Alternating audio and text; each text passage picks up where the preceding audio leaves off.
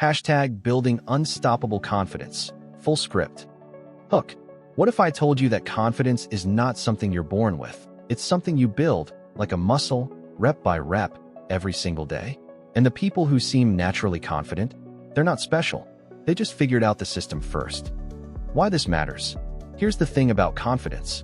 Most people think it works like this. You feel confident, and then you take action. But that's completely backwards. Stephen Bartlett, the founder of Social Chain and host of The Diary of a CEO, one of the biggest podcasts in the world, talks about this constantly. He grew up broke, he was rejected from university, and by his own admission, he had zero natural confidence as a kid. But he built it, deliberately, strategically, and what he discovered, backed up by actual science, is that confidence is not a feeling you wait for. It's a result. It's the outcome of specific actions, repeated over time. And if you don't understand how it actually works, you'll spend your whole life waiting to feel ready, waiting to feel good enough, waiting for permission that is never coming. That stops today. The science. Let's talk about what the research actually says, because this is where it gets really interesting. Study number 1. Psychologist Albert Bandura at Stanford spent decades studying what he called self-efficacy. That's basically a fancy word for your belief in your own ability to succeed. And what he found was groundbreaking. He discovered that the single most powerful way to build self-efficacy, to build real, lasting confidence, is through something called mastery experiences. That means doing hard things, completing them, and letting your brain register that you did it. Every time you do that, your brain updates its model of who you are. It says, oh, we can do hard things. Noted. Every time you avoid the hard thing, it updates in the other direction. This is why avoidance is the silent killer of confidence. Every time you back down, you're not just missing an opportunity. You're actively teaching your brain that you can't handle it. Study number 2. Harvard researcher Amy Cuddy, you might know her from her famous TED Talk, studied the relationship between body language and hormones. What she found was that your posture doesn't just reflect how you feel. It actually changes how you feel. People who held expansive, open postures for just 2 minutes showed measurable increases in testosterone, the dominance hormone, and decreases in cortisol, which is the stress hormone. Now, some parts of her original study have been debated and refined over the years. But the core finding holds up. Your body and your mind are in constant conversation. And you can influence that conversation from the outside in. Stephen Bartlett talks about this in terms of acting the character. You decide who you want to be, and you start performing that character before you feel like it. The feelings follow the actions, not the other way around. Study number 3. This one is from the University of Hertfordshire, led by psychologist Richard Wiseman. He studied what separates lucky, successful, confident people from those who feel stuck. And one of his biggest findings was what he called the luck school experiment.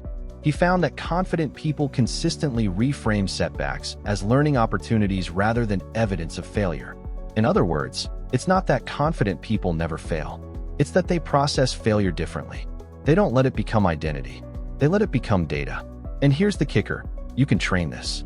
It's a skill. It's a habit of mind that you can deliberately practice. The protocol. Okay, so now let's get practical. Because information without action is just entertainment. Here is the exact protocol for building unstoppable confidence, step by step. Step 1. Do one uncomfortable thing every single day. Not a massive scary thing. Just one thing that makes you slightly uncomfortable. Send the email.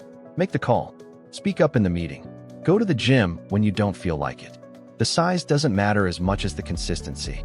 Remember Bandura's mastery experiences? You are stacking them. Every single day, you are depositing into your confidence account. And over weeks and months, that account grows into something real. The rule is simple. If it scares you a little, that's the thing you do. Step 2.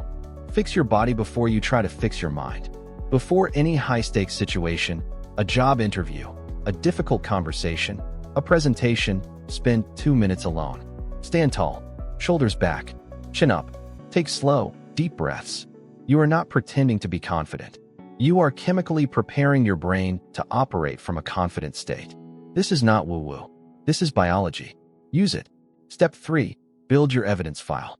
This is one of the most underrated tools in the whole game.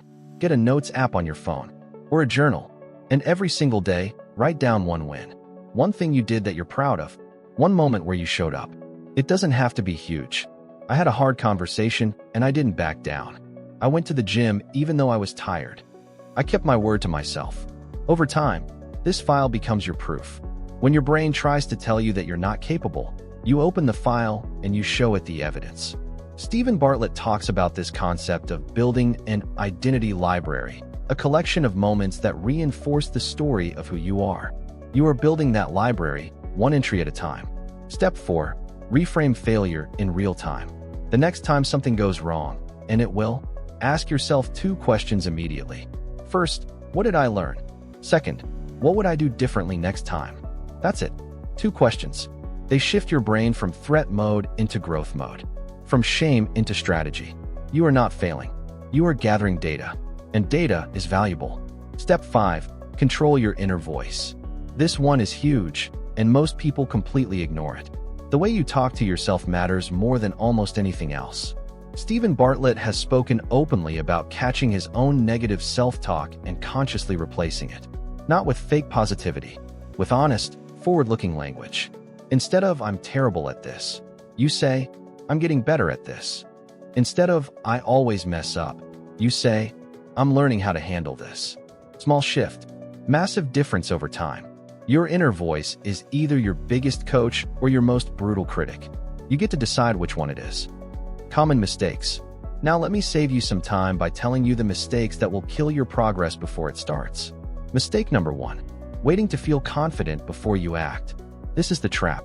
Confidence doesn't come before action. It comes from action. You have to move first. The feeling follows.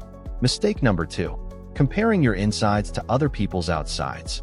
You see someone on stage, or in a meeting, or on social media, and they look completely confident. And you think, I could never be like that.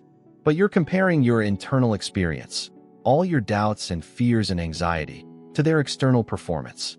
Those people have doubts too. They just act anyway. Mistake number 3.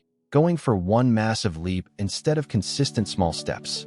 People want the one big moment that changes everything.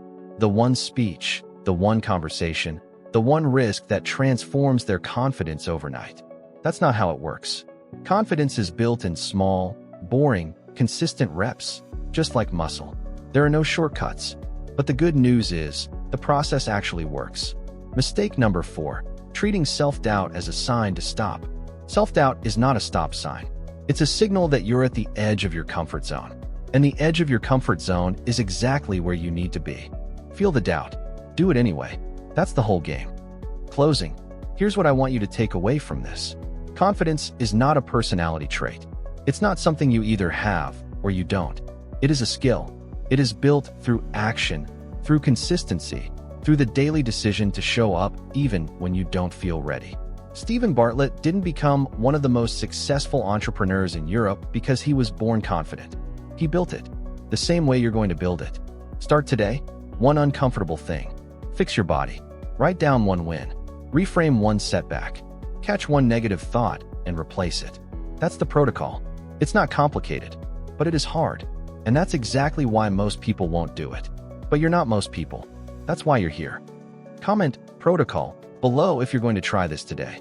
I read every single comment, and I want to know you're in. Asterisk, asterisk. And if you found this valuable, share it with one person who needs to hear it. You might just change their life. See you in the next one. Remember, small consistent actions compound over time. Comment protocol if you're going to try this today. If this video helped you, like, subscribe, and turn on notifications. See you in the next one.